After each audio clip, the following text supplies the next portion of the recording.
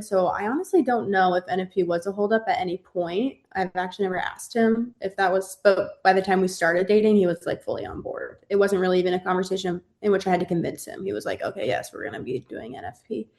But I think what he saw is when he converted to Catholicism, what he had been told his whole life were restrictive and rules and things to try to like hold you back, because that's how a lot of people view the Catholic Church and all the hard rules. Welcome to Cycles and Sanctity, the podcast where Catholic women learn to think clearly, feel deeply, and live confidently in the truth of who God created them to be. I'm Mama Jane.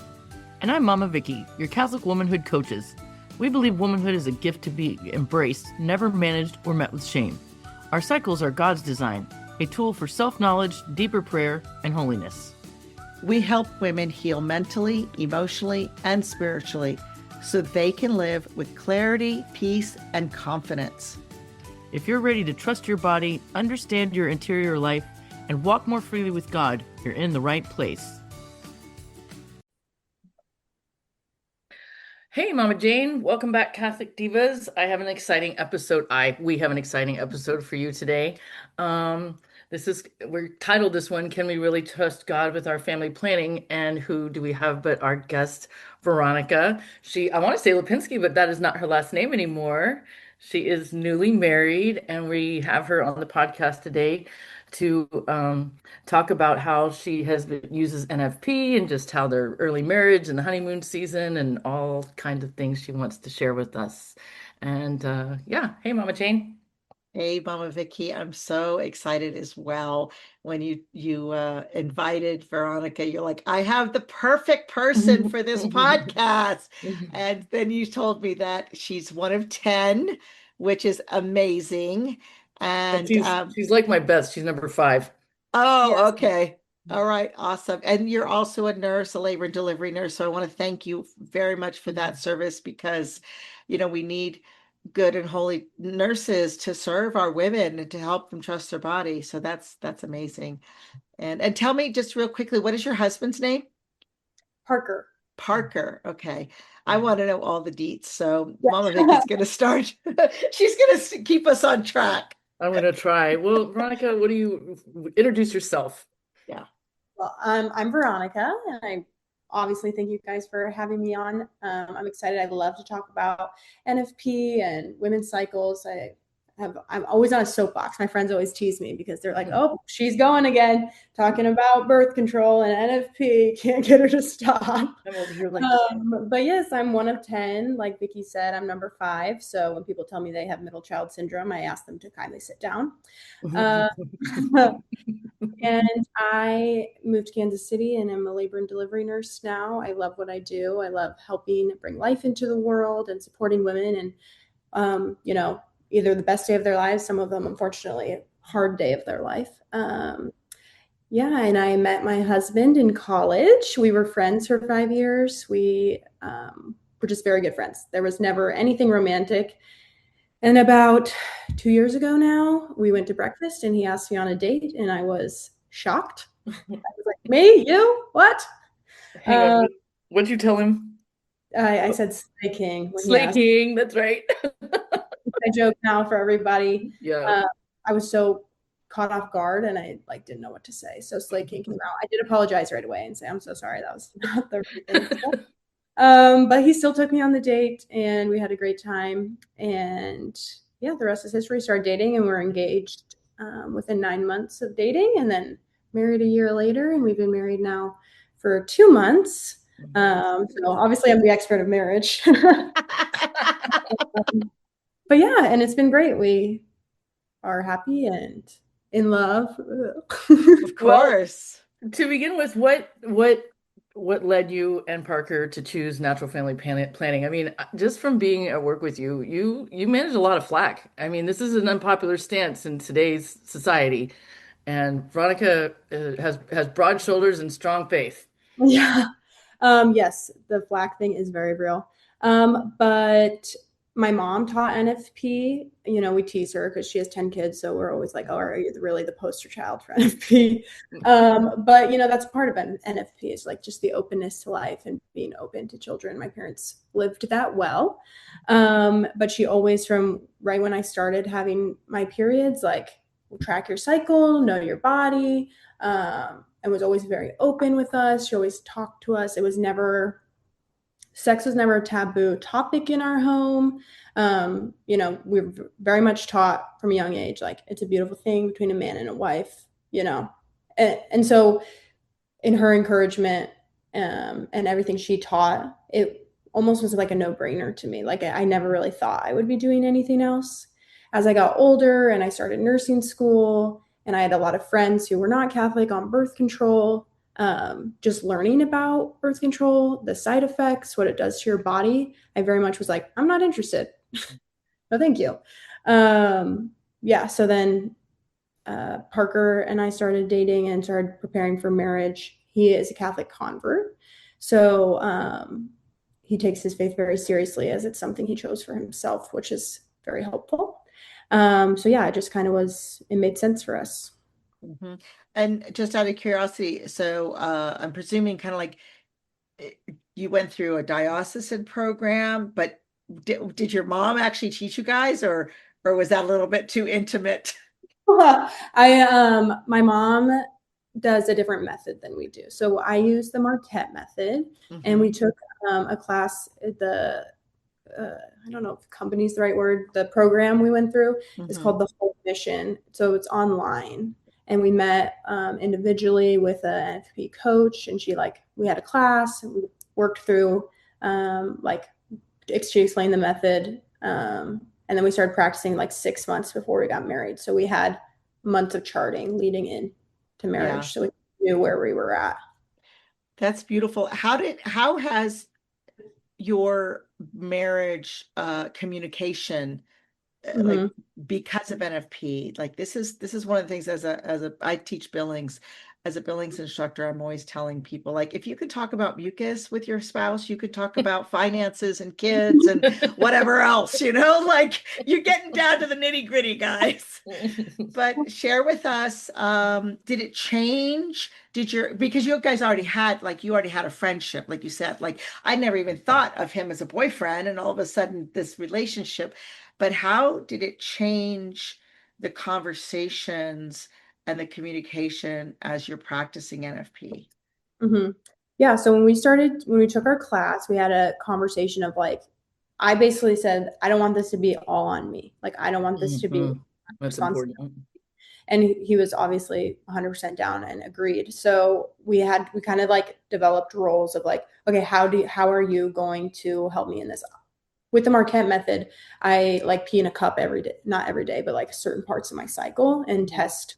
So I tell him what I test and he charts it. Like that's his responsibility is to chart it. But then he also knows where I'm at in my cycle throughout the entirety of the cycle, which is just, I say all the time to people when I'm talking about NFP, it's so helpful for him to know my cycle because it helps him love me better in every part of where I'm at.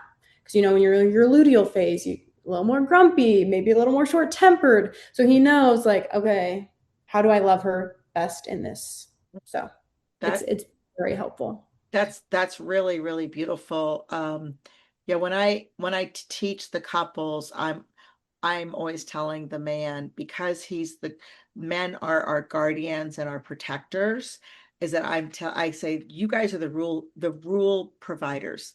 Like, you Mm-hmm. guys decide at the beginning of the month, beginning of the cycle, like, we're open to life or we're not open to life. And then you follow those, you decide, like, there's certain rules, like, are we going to abstain because we want Mm-hmm. to, postpone pregnancy, or do we want to come together because we want to achieve pregnancy? And I'm always telling the man, like, you got to protect her from herself, because when Yeah. women are ovulating, that's when we get frisky. Like, that's all of a sudden, like, we're amorous and we 12 babies are fine. Let's do that's it. right. Exactly. Good idea right now. That's yeah. Yeah. And so, like, you gotta save her from herself. But of So course, most men, because they're not taught this, they're Mhm. like, hey, baby, let's do it. Like, wow, she's actually excited about this. So, yeah, that's beautiful. I love what you said, that he is learning to love me Mhm. in a way according to my cycle. Hmm. Hmm. Because so Yeah. many men, it's a mystery. They've got no idea. They don't even try. Like this is just such a closed off. That what I love about NFP and the Catholic faith, people think it's so restrictive. They're like, oh my gosh, you can't just do what you want when you want. Well, you can. Yeah. B, um, it's just such a foreign. They see it so restrictive, and it's really so much more open. I mean, he Mhm. can love you better, and then you can kind of trust him, build your trust in him to protect you, and Right. put what's best for you guys as you've decided as a couple. I mean, I think Mhm. the communication is amazing. That doesn't mean it's going to be perfect, because my next question is, how has what's one of the more challenging aspects of NFP, especially like in such a new, I mean, you just got married and you guys Yes. waited until marriage. Yes. Correct. Yeah, I would say some of the more challenging parts. One, like Mama Jane was just saying, you are more like frisky when you are, and we're trying to avoid pregnancy at this point. And so it's like it's hard to be like when I really want to saying no. Mhm. Mhm. But then again, when I say like opportunities to love, it's like, okay, how can we show affection outside of the sexual act? And so communicating that is also very helpful and working on that communication. I would say probably the biggest challenge is outside voices. There's so many people. If I had just gotten married and said I was on birth control, no one would blink an eye. Oh, for When sure. I'm doing NFP, the heads turn. And it's like, why do you care so much? Well, then It's they like, challenge. I mean, just because I was there and I watched it, and I'm just so proud of you because you handled it gracefully. That's the other thing, to handle it gracefully and not be. I mean, you're like, hey, I'm not telling you to do this. You do you. But everyone was like, you're coming back pregnant on your honeymoon. There's no way. I mean, bets were out, oh, and, and and people are open. There's a whole betting field of when I'm getting pregnant. And it's like, okay, that's really none of your business. Yeah, yeah, Uh, that isn't it really interesting, like the messages that we receive about sex, about women's bodies, about our mhm, fertility, about mhm. children. I mean, like all of these mixed messages. And we have this dear friend, Jen de la Crosse, who has seven. And when she had more than three, which is kind of like for whatever the three is the your tipping point, right? And she used to say, like, what do you care? You're not raising them. Like, I'm not Mhm. asking you to help provide for them. Right. you know? No, my mom experienced the same thing. We grew up in the Northeast too. So of Oh course yeah, anything that's right. past two was like, oh. And Yes, but it's funny because my mom used to get flack from a lot of people who were from big families. And yes. oh, did you hate your experience? Oh no, we love it. We love when the family gets together. It's so fun. She's like, okay, so I'm giving my kids the same experience and you're telling me it's bad? Yeah, yeah. Yeah. Because again, it's this whole contraceptive mentality that has seeped into our culture, our society, Yeah. and even Catholics get it. And it's like, whoa, stop the train, people. Well, It just, You know, two things I want to say way back in my first life, and I remember being in Miami, and we went to the Catholic church nearest us, and here I come in with my five, six kids, and the conversation in the pew between the other ladies was what birth control they were on, and I was like, wrong church. I yeah. don't care. I don't care that it's 4 feet from our house. We're finding another church. And then we were blessed with, I mean, it was 45 minutes away, the parish we found, but it was so family oriented, and just that was like one of my best parish experiences ever. So, I mean, and I'm not putting any blame, but you just, it is hard. Even within our faith, we have people that don't trust the method. Well, and I think a lot of it comes down to people don't really know their bodies. They don't know that there really is only a small window in time in which you can get pregnant. And it's amazing. We're labor and delivery nurses. Like we Mhm. work with women's reproductive health. And the amount of people who don't realize, like, they're like, oh, you're having sex, you're getting pregnant. You're not on birth control, that's immediate pregnancy. It's like, Yeah. uh, yes. science tells us. You know, Yeah. it's so funny. When I was becoming a Billings ovulation method instructor, my middle son was a senior in high school, and And he was like, no, mom, no, no. If you have sex with a woman, she's going to get pregnant. I'm like, dude, look at this chart. There is only Hmm. so many days of cycle. Like, who's telling you this? And he's like, no, my biology teacher told me that, like, if we, and I'm like, okay, they told you that because you're seniors in high school and they don't want you to be doing the deed, right? And you don't want to be like, you're not married yet, like that's very reasonable. But part of it is like this fear of pregnancy. Mm-hmm. I'm like, Mm-hmm. why are we so afraid to get pregnant? Well, Mm. then this is rewinding back to are we having sex in the bonds of marriage? Like Yes, so many Right. people are not. yes, And two things I want to touch on. One, just the gift of that. The friend we were talking about, Jen Delacrosse. I mean, she waited till marriage, and she was 33 years old when she got married. And I just used to be just in total awe. And then she'd be like, "You're an idiot. This isn't. I mean, it's just following our faith, Vicky. I'm not like out here being a Joan of Arc. Calm yourself." And the other thing I just wanted to circle back to find other ways, like during the ovulatory phase, if you're not ready you want to avoid pregnancy, other ways to love, because Mama Jane and I have been married for a hot minute now, and there's many things besides avoiding pregnancy that you might have to abstain from deployment if you're military, to business trips, to just health, health. as you know from watching your parents' journey. I mean, and it just is so interesting to me that the young people that are in the getting pregnant, childbearing age, they're like, oh my gosh, like we how could we be restricted from this? This is terrible, when many things restrict, prevent it. Does that make sense? Yeah. Yeah.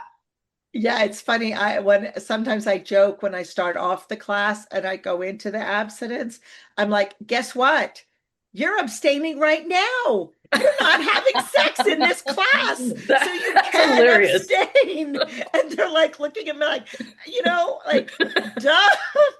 It's, But it's not like you have to separate two animals, Yeah. you know. exactly. But it's yeah, My generation. it's so beautiful. Yeah, go on. I'm sorry. No, you're good. I'm just, yeah, my generation, the idea of abstinence is insane. People are Yeah. like, abstaining? It's like, oh, yeah, God forbid we use self control.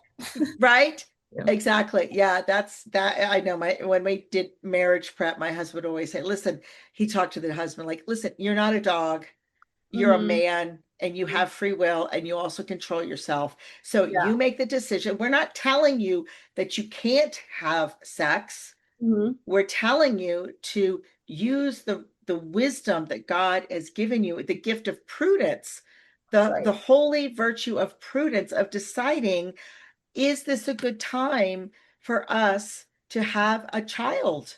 Mm-hmm. Yeah, Mm-hmm. And because that is so unique with each and every couple. Mhm. Right. And that it goes with back to God, how much, what is God calling us at this moment? Right. Yeah. Because even, I mean, it doesn't have to, that's another thing, when people will be open to judgment. Like if you're like, well, first of all, it's nobody's business whether you're abstaining, or whether you're trying to achieve or avoid. Like, I mean, you don't ask hey, so you guys getting pregnant this month? I mean, that's not the average question, unless you tell them we use NFP. I use natural family planning. Then they panic, and it's just so interesting when Mhm. so many, like, it's not any one couple's journey to have opinions on another couple's choice of where they're at in their relationship. I mean, we don't know people's health, people's financial status, people, just, there's a lot that goes into it. And again, communication is the bottom line to make it through a good marriage. Like, if you don't have good communication and at least the skills to say, I'm really not agreeing with you right now, so I'm gonna have to take a fat time out and walk around the block or something. Like, we got to put this on the table before, so many couples don't have that skill, and then they end up in this crazy, and all it is massive miscommunication. And Mhm. natural family planning from the get-go, you have to communicate. Yeah. Yes. Yeah. And the other beautiful thing I always say about natural family planning is that while at the beginning of the month you both are looking at each other and saying, no, this isn't the right time, as the cycle progresses, there may, like, you're like, what, actually that thing that we thought was a big huge obstacle, actually we could actually overcome it. like, Mhm. oh, I've got all these student loans. It's like, but I'm already paying the student loans. Like, so there's difference, and you can make that decision within that same month.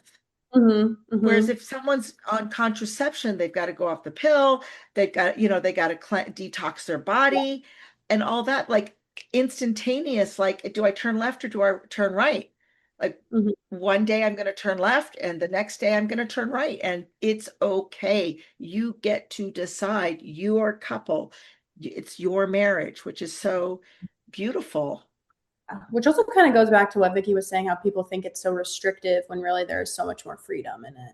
Mhm. Yeah. You know, Veronica, the other thing, maybe you can help me touch on this because, we work in a very medical world where Mhm. unfortunately, doctors have to take care of like the entire population. So unfortunately, like in their scientific based mind, like the model is to like put everybody on contraception and then Mhm. decide from there. Which so like even going in, kind of like talking to the other night on our podcast with Maria. Maria, that like you're going to the store to find a product they don't sell.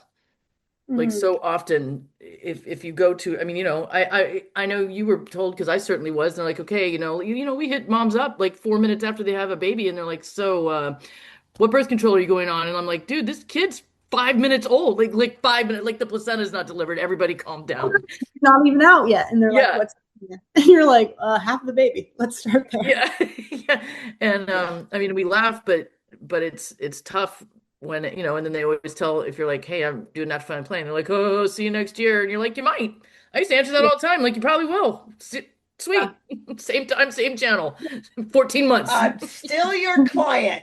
You're That's going to be guaranteed to, you're going to still be in business. That's, But anyway, I just find it Like, interesting that women are kind of up against like it's not often that you can find it's hard to find an OB provider out there, but it's not because the OBs are being like they think they're being helpful, I guess is what I'm trying to say. hmm.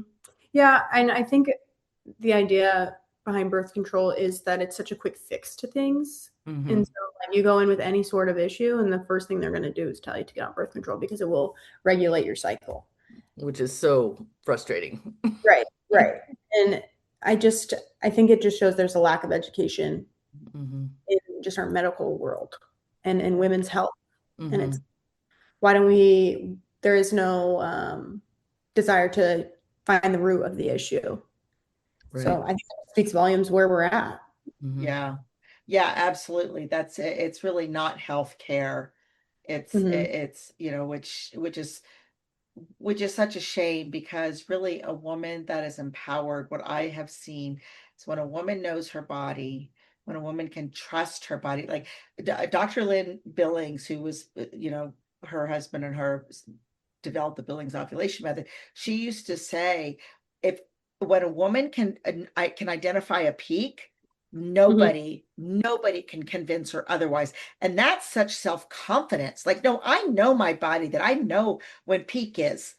Don't Hmm. tell me, that there's no peak, because Hmm. I know. And same thing, like, you've seen it as labor and delivery nurses. Like, when a woman is familiar with her body and can labor well Hmm. because Hmm. she's in tune with her body, like how much more beautiful that birth is, right? And that's really what our purpose is with this whole podcast, is we want to give women this hope that their bodies are good, they're created in goodness from Hmm. God. Like, God has a plan for your body, and there's a purpose for every part of your body. Hmm. And so I kind of want to ask you the question, since we did title this, like, can we really trust God with our family planning? Now, your husband is a convert. I'd love to hear, did he have any, like, issues? Like, NFP is typically one of those convert hurdles that, and depending where they're coming from. Did he have a hurdle in trusting God with this methodology, or did he just take your confidence because you're like, no, this is what we're doing, this is where I came from, and my mom's an instructor, and like I have all this evidence? Yeah. Um, we were not dating when he converted, so I honestly don't know if NFP was a holdup at any point. I've actually never asked him if that was, but by the time we started dating, he was like fully on board. It wasn't really even a conversation in which I had to convince him. He was like, okay, yes, we're going to be doing NFP. But I think what he saw is when he converted to Catholicism, what he had been told his whole life were restrictive and rules and things to try to like hold you back, because that's how a lot of people view the Catholic Church and all the hard rules. Um, he was like, everything else is offering me freedom. So why would this be the only exception? Oh, Love that's a that. good. Oh, say that again. Everything else is offering for me freedom. So why would this be the exception? Catholic Divas, I really want you to like stop this Mhm. podcast and Mhm. go back 15 seconds and listen to that sentence again. In the Catholic Church, everything is offered to you as freedom. So why would NFP be an exception? So beautiful. Oh, I know. tell your husband I love him. I know, right? I was just thinking, I was like, man, we gotta have to revisit and have you and Parker on. Because Oh yeah.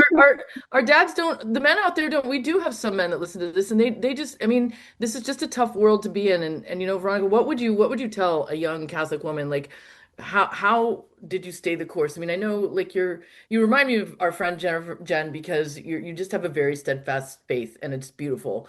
I mean, and I'm not saying you don't struggle, because obviously you do, you're human, but what words of encouragement would you give other young women? First, give yourself grace. It's not easy. Like, I'm not going to sit here and be like, I was perfect and didn't struggle and didn't doubt and didn't question. So give yourself a lot of grace. You're human, and ultimately there are going to be times when you mess up, but um, as much as you can offer yourself grace, God offers even more. And all he wants is you to get back up on the path and keep chasing after him. That you get more grace in falling and getting back up than just being perfect. Um, Amen. Girl, I love that. I'm going to say this, divas that are listening. Mama Jane started this podcast by her own self, and I wanted to get on board because of one of her very early podcasts. I'm going to get all, oh my God, I'm too tired. I'm probably going to cry. But she that was the real point that drove it home, because she said, this is not a condemnation. Like, God, Jesus did not come to condemn. He came to save. And so we think there's this line where we got to be perfect, and that's never been the case, because we all know we can't be. There mhm. was Yeah. one perfect man. Yeah. Yeah. So it's just beautiful to hear that. That's awesome advice, Veronica. Just, hey, give yourself grace, and we're gonna fall. I mean, you're gonna have a disagreement in your marriage. And that's the other thing I feel like marriage and I mean, if you are not abstaining, you are somewhat open to life, because Hmm. that's just how it works. So to have that communication, between like to not have a fault. I mean, NFP, if you're not both on board, if I love that you and Parker were like, hey, this is a joint effort, so where's your responsibility? Because if it can't lie on one or the other. Right. Right. And And then that's that's unfortunately what contraception does, Yeah. really, because, yeah. woman takes a pill and 80% of the time it works, but 20% of the time it doesn't. And, that's another thing I challenge. I'm like, do your own research, like ask all of your abuelita, like I live in El Paso. So like, ask your cousins, ask your tias who was on contraception and how many kids did they actually have, Hmm. Hmm. Hmm. you know, and Yeah. this is, and then there's the blame game, right? Hmm. Hmm. Whereas this again, it It's joins unitive. forces.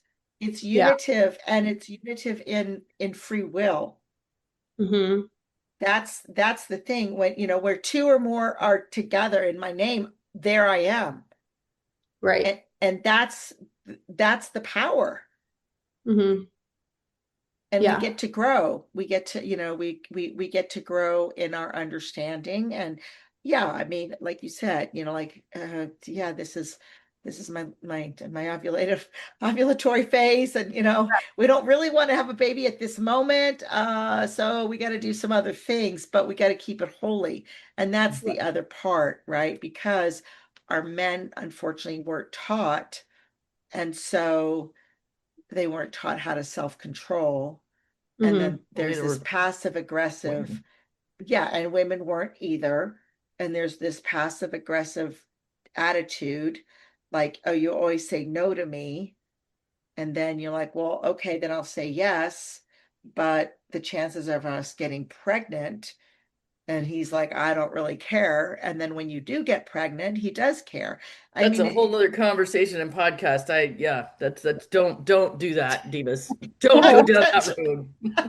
that's right. Don't do that. But yeah, so I want to just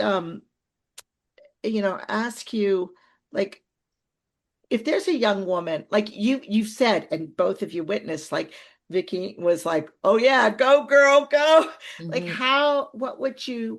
what kind of encouragement if a young woman, possibly Catholic, who's never maybe even heard this, that is surrounded by co-workers or family members, or what kind of words of encouragement would you say to someone to just look like under the hood, under the blanket of NFP?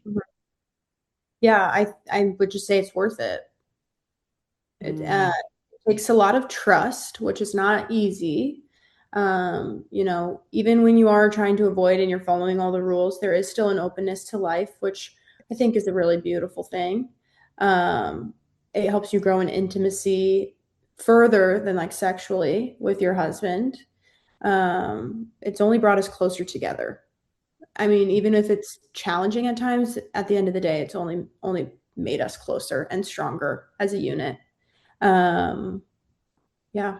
I think too, people think that because there's abstinent periods that you're like being restrained in your marriage, but like I think anyone who's been married, Catholic or not, there are points where you don't have sex all the time. So when there are periods of abstinence, I feel like it makes when you can outside of the period, the fertile window, you take advantage of that time. So I don't think you're having sex any less than the average person. Yeah. yeah, that's You a know, that whole. really becomes obvious when you chart. Yes. I just challenge anybody that's even thinking about this, like, oh my gosh, you guys are crazy. I could never, but just humor me and just try a chart because you mark when you're intimate. And so then you can look back and see like the proof is on the chart. It's on the calendar. Yeah. Yeah. Yeah, that's another episode I do want to explore, because I've had conversations lately with young people, young married couples or just married couples, and the thought is we're not normal because we're not having enough sex.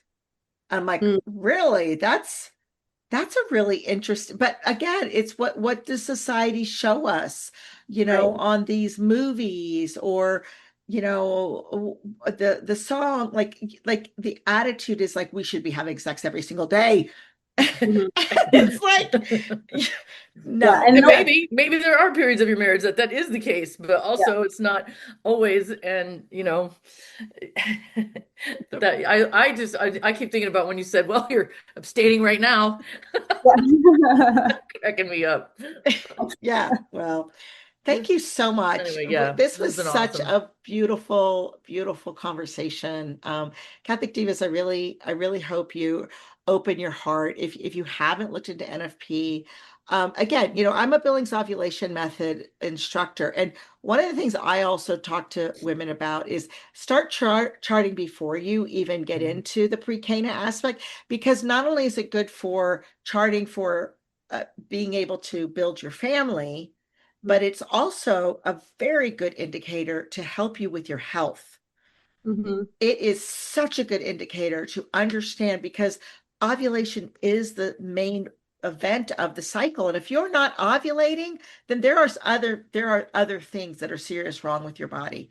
And now the medical community is starting to agree, and they can see that a woman who doesn't ovulate consistently in her 20s and 30s, there's ramifications in her 50s of osteoporosis, higher heart disease, like all of these things. So reach out, we've got a link in the show notes to schedule an appointment. It's just a free call, just have a conversation of what are your fears, what are your desires, what do you hope for, and see if I can help you. I'd love to help you, not just as a mindset coach, but as a Billings ovulation method instructor as well. The two go hand in hand. That really does. It's what our thoughts and our emotions, right? And then we get to express it with our bodies. And I just have And to tie in one more thing. I mean, that's the thing. Natural family planning really does teach you how to trust your body. And we a woman, there's so many jokes out there that, oh, you're on your period, like, women and their hormones and how we act. But it's also true. Like how our hormones work, like it does affect us. So to have your husband understand, like you're saying, like in the luteal phase, maybe I'm like snappy. It's not personal. We can like dissolve, we can not take that so personally. I mean, and the mhm, same goes like obviously when I'm not saying that's a carte blanche card to just act as you want, and just blame it on the hormones, not that either, but it does open the door for communication and then you could have more graces for your husband when he forgets whatever you asked him to get on the way home. right. Knowledge is power, and it never hurts to know your body. Yep. That's what I say to people all the time. Know your body. And then it gives you confidence to birth and it gives you confidence to breastfeed, Hmm. which, breastfeeding is also one of those things that you do one breastfeed one kid for a year, then you have a lot of benefits postmenopausal, which is Yes, crazy because clearly, I mean, you're aware that there's menopause, but you're probably not first and foremost on your mind at this point, Veronica. Yeah, about it much. that's right. That's right. Awesome. Well, this has been awesome. Thank you so much Yes. for your time, and I hope this leads to just hey, just take a look. I Mhm. mean, grandma's, aunties, cousins, NFP. You can start at any time. That's the last thing, and then I'll hush. But it's if you haven't been doing it, even wherever you are in your life, in your cycle, you can start charting. That's right. That's right. Yeah, thank you so much. You're such a witness to life. You're such a witness to God's goodness. Mhm. And isn't that what marriage is all about? Our marriages are the witness to God's faithfulness and God's love and mercy. So continue with Parker. We want to bless you. And Mhm. I know when you decide that it's the time to bring a new life. Kimberly Hahn says, we call it making love because 9 months later we named that love, which is Mm. so beautiful. I was like, oh, that's so beautiful. Anyway, um, anyway, so okay, well, we're gonna close because we could talk on and on Yeah. because we love this subject. Yeah. But we're gonna Yeah. close with our prayer, our healing prayer from St. Paul to the Thessalonians. So, name of the Father and of the Son and the Holy Spirit. May the God of peace himself make you perfectly holy, and may you entirely, spirit, soul, and body, be preserved blameless for the coming of our Lord Jesus Christ. The one who calls you is faithful, and he will accomplish it. Amen. Amen. In In the the Father, Father, Son, and the and Son, and the Holy Holy Spirit. Spirit. Thank you, Veronica. This is Thanks. fantastic. We'll Yes. reach out again to have you and Parker on. Got all sorts of ideas. Thank you. Of course. Thanks so much. I had fun. All right. Awesome. Well, thank you. And Catholic Divas, just stick with us. We are going to be continuing this conversation about NFP. And if you have any questions about NFP or any obstacles, we would love for you to share those with us that we could, have a conversation about it. So just reach out to us either on your favorite podcast platform. You can write a review. You could reach out to us on our website. You can reach out to us on social media, all the things. We want to serve you in any way that we can to make you healthy and holy. God bless you. Bye.